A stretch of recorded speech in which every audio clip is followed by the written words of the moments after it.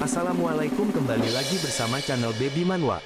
Terima kasih atas dukungan sahabat pendengar, dan Mamang mohon untuk bantuannya dengan memberi hype di video Mamang, terima kasih. Kali ini Mamang ingin membahas yang banyak direkomendasikan dari sahabat Baby Manhwa, tentang alur cerita baku hantam yang berjudul High School Gangster. Langsung saja gasken ke pembahasannya. Di sebuah pusat kota yang sedang diguyur hujan deras, 2 tahun yang lalu tepatnya di bawah jembatan, terjadi perkelahian para remaja satu versus everybody.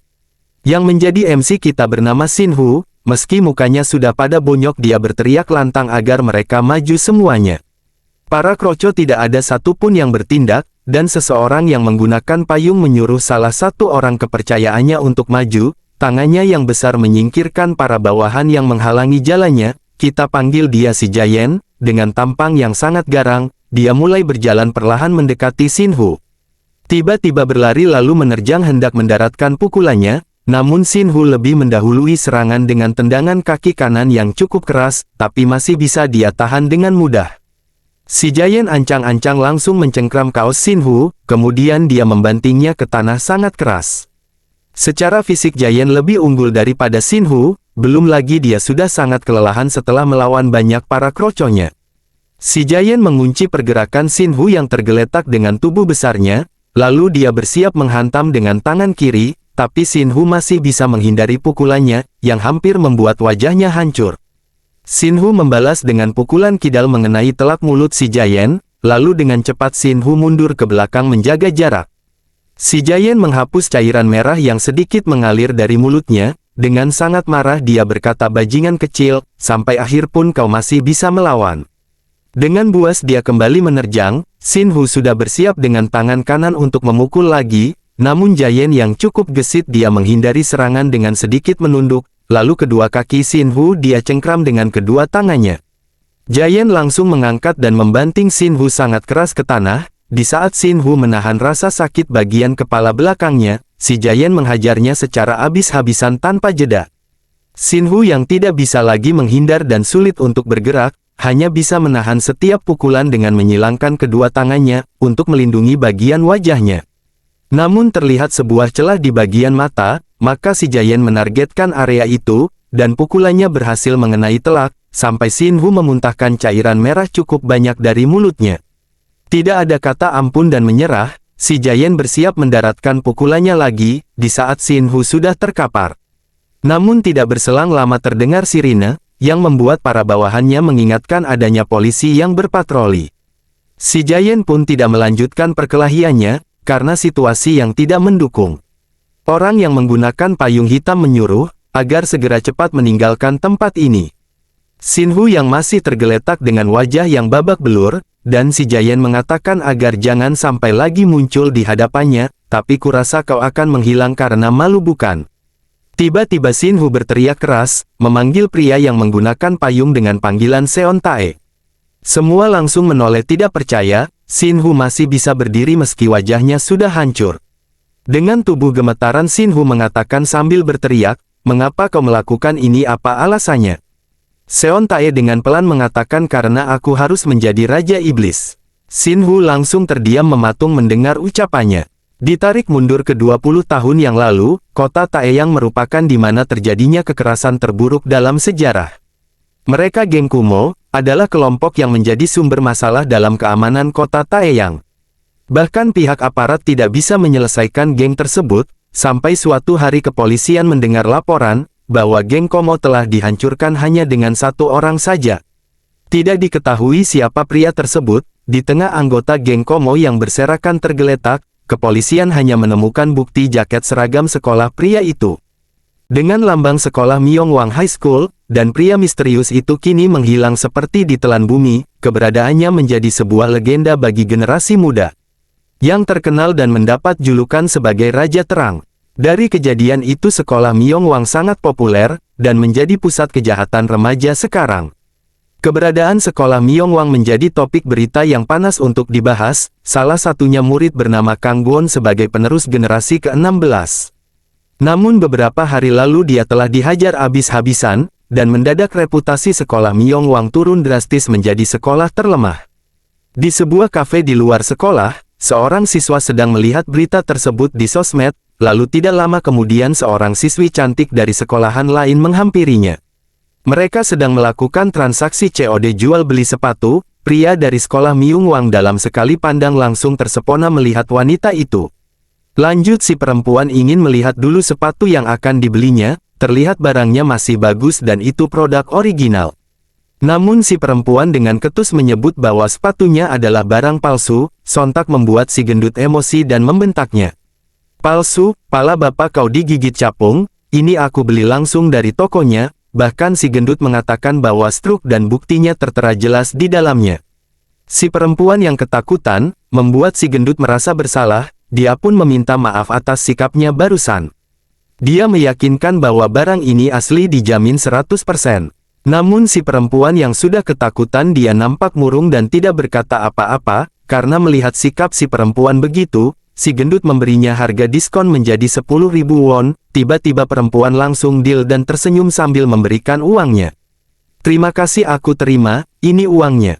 Namun melihat ekspresi perempuan itu yang langsung sumringah, dan langsung memberikan uangnya 10.000 won. Merasa dirinya telah dipermainkan dengan kepura-puraannya, sehingga si gendut menepis tangan si perempuan dan mengembalikan harganya dengan normal. Si perempuan berteriak seperti merasakan sakit di bagian tangannya, tiba-tiba sebuah tangan merangkul si gendut dari samping, lalu seseorang tidak dikenal langsung menghujam wajahnya, dengan tinju yang sangat keras. "Dasar bajigur, apa kau gila?" Si gendut terjungkir dengan mulut yang memuncratkan cairan merah. Ternyata perempuan itu adalah kekasihnya, yang sengaja menjebak si gendut agar seolah-olah dia yang bersalah. Si gendut baru sadar dirinya sedang dijebak oleh para siswa dari sekolahan Haeseong. Pacar si perempuan mengatakan, bahwa si gendut sedari tadi telah melakukan pelecehan kepada kekasihnya. Namun transaksi tetap harus berjalan, dia pun memberikan uang 500 sen, untuk membayar sepatu yang dijual si gendut. Dengan alasan sebagai kompensasi atas perlakuannya terhadap kekasihnya.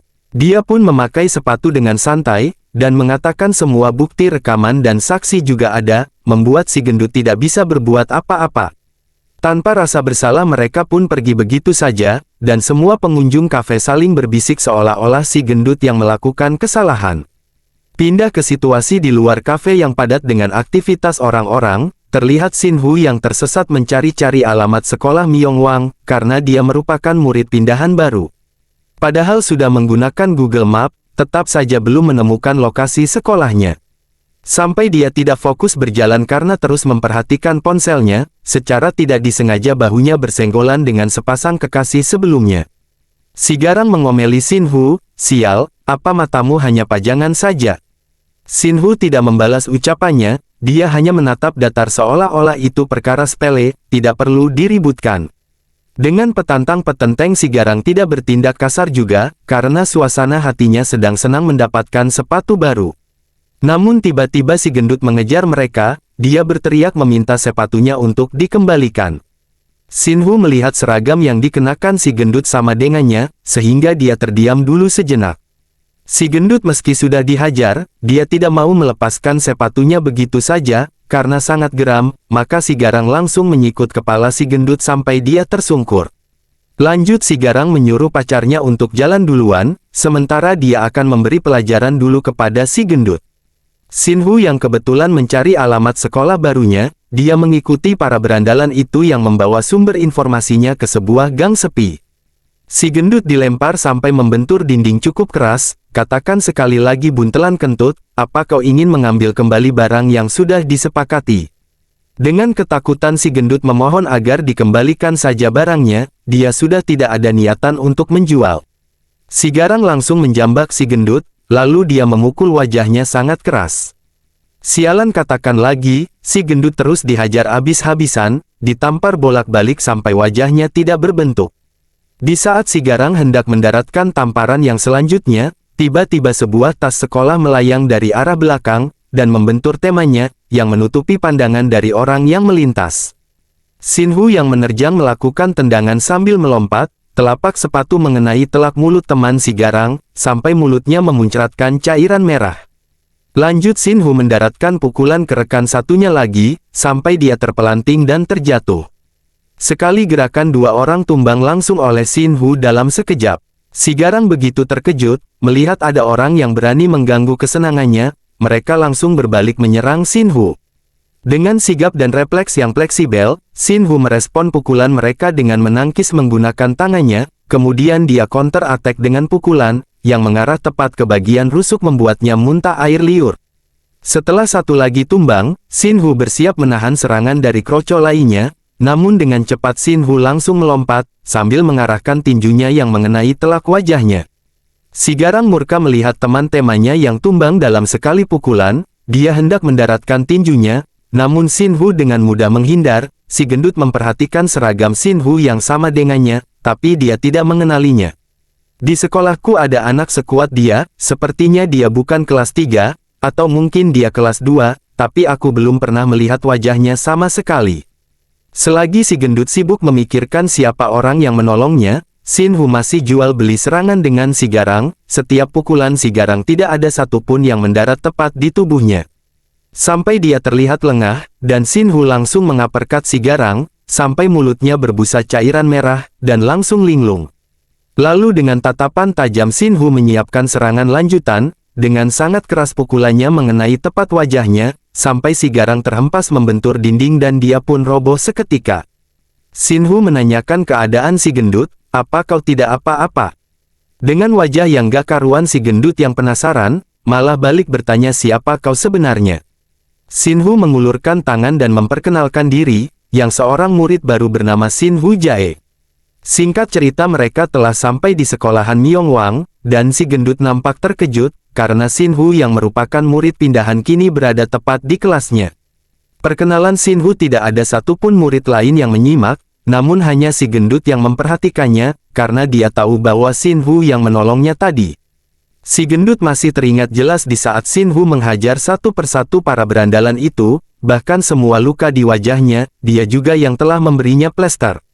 Setelah diingat-ingat si gendut merasa pernah mendengar nama Xinhu Jae, dan secara singkat Xinhu sudah menyelesaikan sesi perkenalannya. "Pokoknya senang bertemu kalian semua." Lanjut guru menyuruh Xinhu untuk duduk di bangku yang masih kosong, sementara si gendut pikirannya yang masih berkecamuk, akhirnya yakin mengingat siapa sosok Xinhu sebenarnya. Saat Xinhu berjalan menuju bangkunya, dia melihat si gendut, dan hampir membahas kejadian tadi pagi masalah COD sepatu. Si gendut mengiyakan bahwa dirinya yang tadi telah ia tolong. Dengan sopan dan ramah Xinhu mengatakan bahwa ini adalah takdir, jadi mohon bantuannya. Pindah ke sisi lain di mana si Garang sedang dihajar oleh abang-abangan sekolahnya. "Dasar idiot, kau kalah dari anak SMA Myongwang." Chong Nam, salah satu pentolan sekolah Haesong, menegaskan, "Apakah yakin yang menghajarmu anak sekolahan itu?" Si Garang sangat yakin sekali, bahwa dia tidak mungkin salah mengenali seragam yang dipakainya tadi. Chong Nam bertanya kepada Kyung Jun, "Memangnya ada orang yang bisa melakukan ini di sekolah lemah seperti itu?" Kyung Jun tidak tahu, setahunya sekolah itu tidak ada yang menonjol terkecuali Jae Kyung.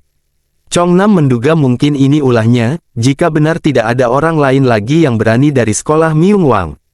Namun Kyung Jun berpikiran bahwa Jae Kyung tidak mungkin melakukan itu, apalagi jika hanya karena dirinya diskors gara-gara mereka. Tapi tetap saja fakta si Garang yang kalah oleh anak sekolah Myongwang, Chong Nam akan memberi hukuman si Garang yang menurutnya sangat memalukan. Dia menendang begitu keras sampai si Garang terhempas jauh menggelinding, membentur tembok dan langsung pingsan seketika. Sebelum pertemuan yang akan diadakan jam 6 sore, mereka akan berkunjung sebentar ke sekolah Myongwang, dengan penasaran ingin mencari tahu siapa orang yang menghajar si Garang itu. Singkat cerita pindah ke sekolahan Myongwang, hari sudah sore para murid sebagian sudah pada pulang. Xinhu yang memikirkan karena sekarang dia dipindahkan sekolahnya, tapi tidak bisa melenggang begitu saja dari Seon Tae. Tidak lama si gendut datang menegurnya, sambil memberikan minuman kaleng, dia berterima kasih atas bantuannya tadi pagi. "Oke, tidak masalah," lanjut si gendut berkata, "apakah aku boleh menanyakan sesuatu?" Xinhu sambil minum mendengarkan ucapan si gendut, yang menanyakan apakah kau adalah ketua pertama dari Sunrise Xinhu Jae. Dia langsung menyemburkan minumannya saking terkejut, si gendut langsung sumringah bahwa tebakannya benar. "Tidak kusangka aku bisa bertemu dengan legenda SMA dulu. Tapi rumornya kalau ketua Sunrise pertama telah dikeluarkan." Lagi-lagi Shinwo terkejut, sialan siapa bilang kalau aku dikeluarkan? Terus kenapa kau dipindahkan ke sini? Sambil berjalan pulang Shinwo memberitahu alasannya, bahwa dia ingin menghancurkan Sunrise dengan tangannya sendiri. Sontak si gendut begitu terkejut, tunggu, sepertinya kau tidak tahu banyak, semenjak kau tidak ada di sini. Lanjut si gendut mengatakan bahwa Sunrise yang sekarang tidak sama dengan Sunrise yang dulu. Aku tahu kau sangat kuat sebagai ketua pertama, tapi mengurus mereka sendirian itu adalah hal gila. Maka dari itu Shinwo pun mengajaknya bekerja sama, untuk menjalankan rencananya, karena si gendut cukup berguna juga sebagai sumber informasi. Shinwo sangat ingin menghancurkan Sunrise, dan ingin mendeklarasikan perang kepada mereka. Tiba-tiba si gendut terlihat panik setelah melihat orang di hadapannya, yang merupakan anak-anak dari sekolah Haeseong. Si gendut bersembunyi di balik Shinwo, dan memberitahukan kedatangan mereka pasti ingin membalas kejadian di pagi tadi. Mereka memperhatikan satu persatu siswa yang keluar dari sekolahan Myeongwang, lalu si gendut memberitahu Shinwo, mengenai orang yang pakai tindikan di alisnya, dia adalah ketua dari sekolahan Haeseong, dan salah satu anggota Sunrise juga. Mendengar itu Shinwo langsung bersemangat, dia bergegas untuk menghampirinya.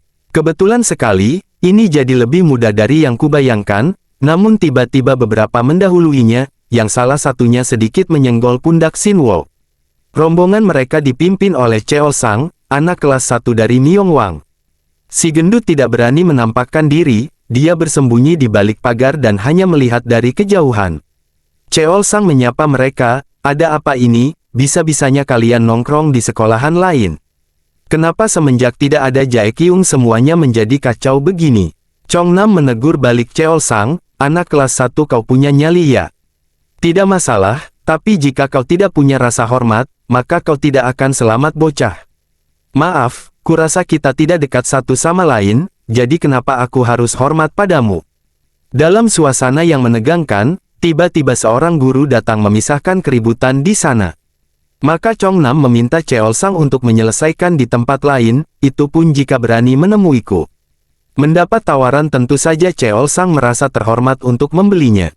Pindah lokasi ke sebuah proyek yang sepi, kelompok Chong Nam dan Cheol Sang akan melakukan duel 1 lawan 1 di antara pemimpin mereka. Cheol Sang sedikit peregangan agar otot tidak kejang, mereka saling menatap tajam tanpa mengucapkan sepatah kata. Sedangkan Shinwo dan si gendut secara diam-diam mengikuti mereka dan menonton dari kejauhan. Shinwo baru mau mengatakan biar dia yang mengurus mereka, namun mulutnya langsung disekap oleh si gendut. Diam, mereka sudah memulai pertarungan, Cheol Sang yang menerjang duluan, hendak mendaratkan pukulannya, meski cepat dan akurat namun Chong Nam tidak mudah untuk dihajar, dia berhasil menghindar dengan sedikit bergerak. Cheol Sang bertubi-tubi namun sedari tadi hanya memukul angin. Cheol Sang mencoba dengan serangan tipuan, yang menargetkan wajahnya, namun dia merubah gaya serangnya menjadi sebuah uppercut. Tapi tetap saja, upayanya tidak berhasil untuk mendaratkan satupun pukulannya. Chong Nam sedikit mundur menjaga jarak, dan Cheol Sang berkata apa kau hanya bisa menghindar saja dan mundur dari pertarungan. Dengan nada yang mengejek, Chong Nam menyebut Cheol Sang anak cacat, setidaknya kau dapat mendaratkan satu pukulan saja, di saat aku sedang berbuat baik tidak melawan. Terprovokasi dengan ucapannya, Cheol Sang murka langsung menerjang lagi dengan lebih cepat, dia memukul untuk mengalihkan menggunakan tangan kiri, di saat kepala Chong Nam mengelak dengan lawan arah, Cheol Nam sudah menyiapkan tinju tangan kanannya, membuat Chong Nam mati langkah tidak sempat untuk menghindar.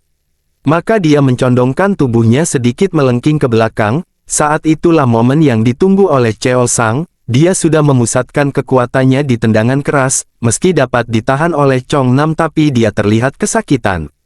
Si gendut kegirangan melihat perwakilan dari sekolahnya yang mendominasi pertarungan, tapi pandangan Shinwo lain bahwa pertarungan sesungguhnya akan segera dimulai. Dan benar saja Chong Nam balik mengunci kaki Cheol Sang, lalu dia menendang kaki sebelahnya sehingga Cheol Sang tidak bisa menyeimbangkan tubuhnya, alhasil dia dapat dijatuhkan ke tanah. Dari sini Chong Nam langsung menendang perut Cheol Sang sangat keras, sampai dia terhempas mundur dan mengerang kesakitan. Apa hanya segitu saja kemampuanmu bocah, bangun buat aku bersemangat untuk melawanmu. Merasa diremehkan Cheol Sang langsung berdiri kembali, dia mencoba menendang Chong Nam secara tiba-tiba, namun perbedaan kekuatan terlihat jelas. Chong Nam dengan mudah menghindar, lalu dia mencengkram leher Cheol Sang sangat kuat, dan dengan cepat mendaratkan beberapa pukulan ke bagian perutnya, membuat Cheol Sang langsung berlutut tidak berdaya. Dasar bajigur kecil, kalian hanya anak-anak bermulut besar. Chong Nam mempermalukan Cheol Sang di hadapan bawahannya, dengan menginjak kepalanya. Meski mereka ingin membantu tapi rasa takutnya jauh lebih besar untuk maju. Di samping itu si gendut sedang berdoa semoga ada seseorang yang akan menolongnya. Setelah dia menoleh, Sinwo sudah tidak ada di tempat, dan hanya ada tas sekolahnya saja. Di saat Chong Nam akan menendang wajah Cheol Sang, tiba-tiba pergerakan yang sangat cepat langsung memblok kaki Chong Nam, dengan tendangan yang sangat keras dari Sinwo. Chong Nam merasakan sakit setelah berbenturan kaki dengan Sinwo, lanjut dengan tendangan yang memutar. Sinwo menghujam wajah Chong Nam, sampai cairan merah memuncrat dari mulut dan hidungnya. Chong Nam terlempar cukup jauh, tubuhnya membentur tanah begitu keras. Chong Nam yang gemetaran, dia sangat terkejut. Sialan, apa-apaan kau ini? Tiba-tiba si garang mengingat sosok Sinwo. Dia memberitahu seniornya, bahwa dia orang yang telah menghajarnya tadi pagi. Sinwo tidak peduli dengan yang lainnya, dia fokus kepada Chong Nam. Hei botak, apa kau anggota Sunrise? Chong Nam berdiri kembali sambil membersihkan pakaiannya yang kotor. Jadi kau bajigur yang menghajar juniorku, beraninya mengganggu pertarungan orang lain. Dengan tatapan tajam dan nada bicara yang menggeram, Chong Nam mengatakan bahwa hari ini kau akan mati. Sinwo menegaskan kembali dengan pertanyaannya, hei apa kau tuli? Aku tanya apa kau anggota Sunrise? Sambil melompat dan hendak menginjak Sinwo, Chong Nam berteriak, bajigur, berani kau menyebut Sunrise dengan mulut kotormu. Tendangan Chong Nam tidak mengenai Sinwo yang menghindar ke samping, dan dengan kepalan tinju yang sudah dipersiapkan untuk menghajarnya, Sinwo menargetkan mulut si Chong Nam yang tidak mau menjawab pertanyaannya. Pukulan yang sangat keras mengenai telak pipi kanan sampai wajahnya terlihat penyok, cairan merah berserakan dan si Chong Nam terhempas jauh, sampai melewati para bawahannya, dan terjatuh dengan wajah yang pertama membentur tanah. Semua bawahan Chong Nam tidak menduga, pentolan sekolahnya dihajar sampai pingsan, oleh anak kelas 1 dari sekolah Myongwang, yang dikenal sekolahan terlemah. Lanjut Sinwo menegaskan, untuk menyampaikan apa yang diucapkan olehnya untuk Sunrise.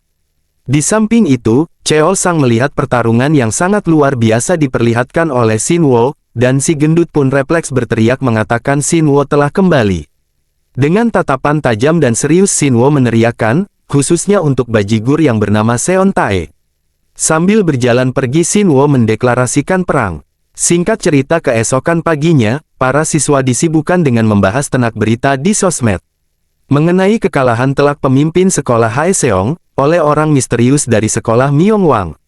Bahkan berita ini sampai mengguncang seluruh sekolah besar lainnya, yang secara singkat menjadi berita terpanas pagi ini. Pindah ke sekolahan Jimyong, terlihat seorang siswa bertubuh kekar yang bernama Kang Yu. Jadi apa semuanya sudah selesai sekarang? Lawan bicaranya adalah Jung Jin, ia senior, terima kasih atas kerja kerasmu. Kang Yu menghela napas panjang, untuk mempersiapkan diri menghadapi ujian masuk ke perguruan tinggi. Dia tidak bisa fokus belajar karena merasa kesulitan akhir-akhir ini. Kang Yu berharap agar Jung Jin yang akan mengambil alih sebagai Myongwang berikutnya. Namun Jung Jin menegaskan bahwa dia tidak tertarik dengan hal yang begituan. Lalu Kang Yu membahas berita yang sedang viral hari ini, mengenai sekolahan Myongwang. Mendengar itu Jung Jin sedikit menyipitkan matanya, lanjut Kang Yu mulai menceritakan, tentang kekalahan sekolah Haeseong oleh sekolah Myongwang. Jung Jin terlihat tidak peduli dengan berita itu, namun cara dia memegang kertas menunjukkan kekesalan yang tidak ingin diketahui oleh Kang Yu. Sedangkan Kang Yu terus mengatakan Chong Nam yang dihajar habis-habisan, apakah anggota Sunrise lainnya akan diam begitu saja?